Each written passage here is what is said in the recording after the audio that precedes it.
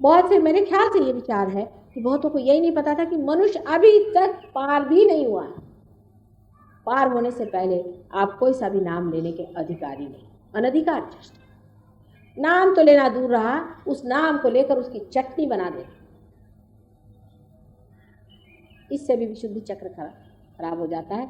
और दुनिया भर के मंत्र जो देखिए सो, जो रास्ते पर खड़ा वो गुरु, कहीं पेड़ पे लटक रहा है वो गुरु, दुनिया भर के अजीब अजीब गुरु इकट्ठे कर लिए। अरे भाई, ये तुम्हारे गुरु हुए कैसे? उन्होंने हमें नाम दिया। नाम देने के लिए गधा भी काफी, उसके लिए गुरु गाय को चाहिए? क्या नाम देना ही एक कार्य गुरु का होता है कि इसके अलावा कोई और चीज होती है? हाँ, मेरे समझ में आता है गुरु नानक आपको नाम दे भाई, वो थे असल में। एक साहब अभी अफ्रीका से आए, उनको कुछ संस्कृत आती नहीं, वो और भी बढ़िया, उन्होंने ऐसे ऐसे इन लोग को नाम सिखाए। उसका नाम इंगा पिंगा ठिंगा, अब ये रख रहे हैं। अब कहिए, घंटों ये लोग यही नाम रखते रहे बेचारों का विशुद्धि चक्र पर। ये किसने बताया? ये कहाँ से आपने जाना कि कौन सा नाम लेना? जिस दिन आपको नाम की पूरी विद्या आ जाएगी, सारी अविद्या छूट जाएगी। इसकी विद्या कोई आसान नहीं। कौन सा चक्र पकड़ा है, कौन सी स्थिति है, कौन सा नाम लेना चाहिए, कौन सा उसका उच्चारण होना चाहिए, ये सब चीज़ों का बड़ा ही गहन शास्त्र है। जब तक आपकी कुंडलिनी जागृत नहीं होती, आप कैसे जानिएगा कि कौन सा चक्र पकड़ा है आपका या दूसरे का? समझ लीजिए आपका विशुद्धि चक्र पकड़ा हुआ है और आप नाम ले रहे हैं शिव जी का, हो गया काम खत्म। विशुद्धि चक्र तो वैसे ही क्या, अनधिकार चेष्टा की वजह से, और शिव जी नाराज हो गए, इसलिए हृदय भी चला गया। ये बड़ा भारी शास्त्र है, इस शास्त्र को समझना चाहिए। जब मैं ये कह रही हूँ, मैं इसलिए कह रही हूँ, मैंने अनेकों लोगों को देखा कि मंत्र समझ करके वो जिस चीज़ को कहते हैं निहायत बेवकूफ़ी की चीज़ है। और ये मुझे आपको साफ कहना पड़ेगा। एक बार कबीर ने कहा था, कर का मन का छाड़ी दे, मन का मन का। शायद कबीर को तो कभी किसी ने समझा ही नहीं, और वो भी पार हुए बगैर कबीर को आप समझ ही नहीं सकते। गुरु नानक को आप समझ नहीं सकते जब तक आप, उन्होंने कहा है जब तक आपा को चिन्हा नहीं तब तक भ्रम की काई नहीं जा सकती। ये भ्रम में हम लोग सारे कार्य कर रहे हैं, इसलिए आपकी विशुद्धि चक्र खराब है।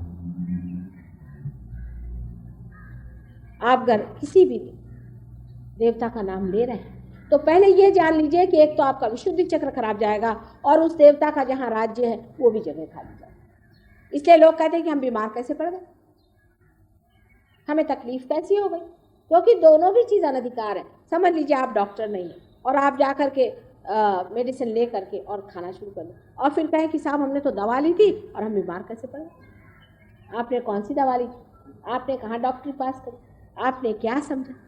इस मामले में तो लोग समझते हैं, पर धर्म के मामले में लोग सोचते चलो अपने जेब में धर्म है, जब चाहे तब धर्म पे किताब लिख डालो, जब चाहे तब कुंडलिनी के बारे में लिख दो, जब चाहे तब परमात्मा के बारे में लिख दो, इसके बारे में जब बकवास लिखने में क्या जाता है? असलियत की तो कोई ज़रूरत है ही नहीं, असल में पाने की ज़रूरत है ही नहीं, जो कुछ है नकल में रहना। सहयोग बहुत बड़ी क्रांति है। आपने कबीर को नहीं माना, उनको भी अब रटते ही बैठते हैं ना, सिर्फ सुबह से शाम तक कबीर को रटने से और लोग करते थे। लेकिन वो दिन आ गया है कि अब कबीर जो है उनकी कही हुई बात आपके सामने खड़ी हुई। ज़ेन की जो बड़ी भारी फिलॉसफी है, उसको ये जापानीज गधे कभी समझ सकेंगे? उनका ऐसा ठिकाना करके रखा हुआ है कि जापान में जाइए तो लगता है कि अगर ज़ेन फिर जाए तो वो आत्महत्या कर ले, देख करके इन बेवकूफ़ों। उसका भी इन लोगों ने इतना आर्टिफिशियल सारा मामला बना रखा कि देख देख के हैरानी है। सारे जितने बड़े बड़े हो गए, पीर हो गए, जो पहुँचे हुए लोग हो गए, उनकी यही दुर्गति। जब तक वो जीवित रहे उनकी ताड़ना करी, और जब वो मर गए तो इस तरह के उनके तमाशे और इस तरह के उनके चीज़ें खड़ी कर। इसे क्या कहना चाहिए?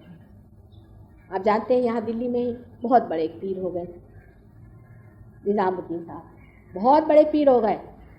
पीर को जात पात कुछ नहीं, और उनकी क्या हालत कर दी। और जब वो मर गए तो अब उनके बारे में लोग जिस तरह की एक चीज़ खड़ी कर दें, पता नहीं, जो भी चाहे उनका मन खड़ी कर सकते।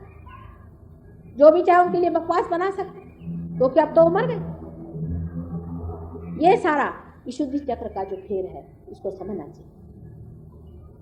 विशुद्धि चक्र में जब तक आप सत्य के ऊपर सब चीज नहीं बैठाएंगे तब तक आपकी विशुद्धि नहीं जीतेगी।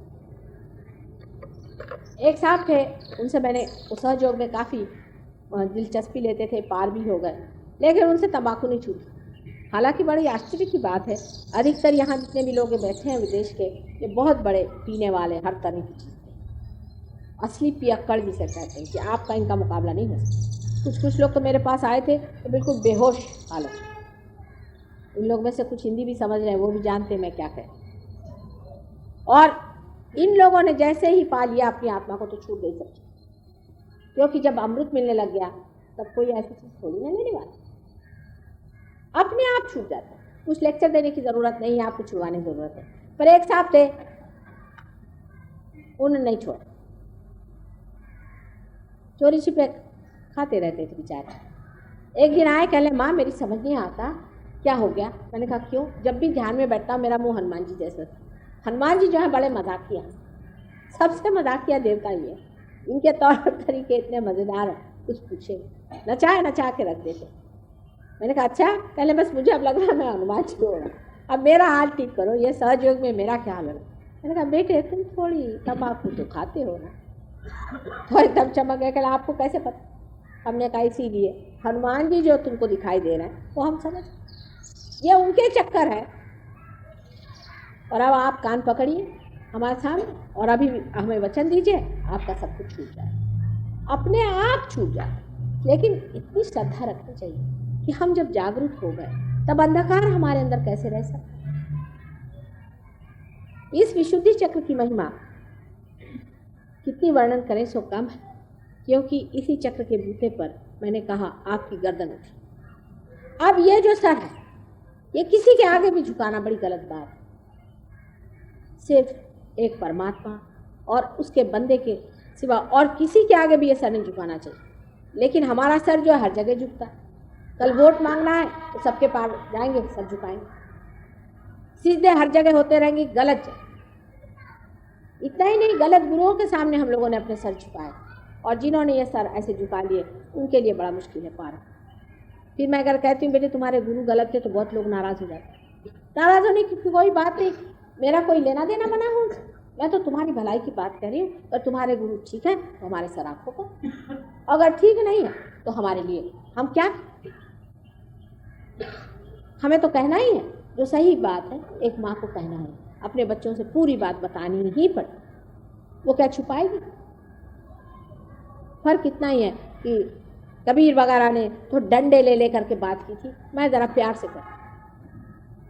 माँ है ना, माँ को इसकी अकल ज़्यादा होती, कैस्ट्रॉयल भी देना हो तो चॉकलेट में देना पड़ता, और इसलिए काम बन रहा है और लोग इसको कर रहे हैं। जो गलत चीज़ है वो गलत चीज़ है, क्योंकि मनुष्य को अगर परमात्मा को पाना है और यही उसका लक्ष्य है और इसी से उसकी उत्क्रांति होने वाली है और यही उसके सारे जीवन का अंत, तो बाकी सब चीज़ व्यर्थ और उसका कोई भी महत्व मनुष्य के जीवन के आगे नहीं। अपने जीवन का जब आप महत्व समझेंगे, जब आप समझेंगे कि आप उस महान सागर विराट के एक बड़े भारी अंश हैं, जब आप अपनी महत्ता और अपने गौरव को पहचानेंगे, जब आप अपनी इज्जत करेंगे तो खुद कुंडलिनी उठ करके आपको सलाम करेगी और आपको आश्चर्य होगा कि एक क्षण में आप पार। लेकिन आपने अपनी इज्जत नहीं की, आपने अपने को माना नहीं, आपने गलत जगह अपने को झुकाया हुआ है। एक परमात्मा और उसके परम तत्व के सिवा अपने को कहीं भी झुकाने की जरूरत नहीं।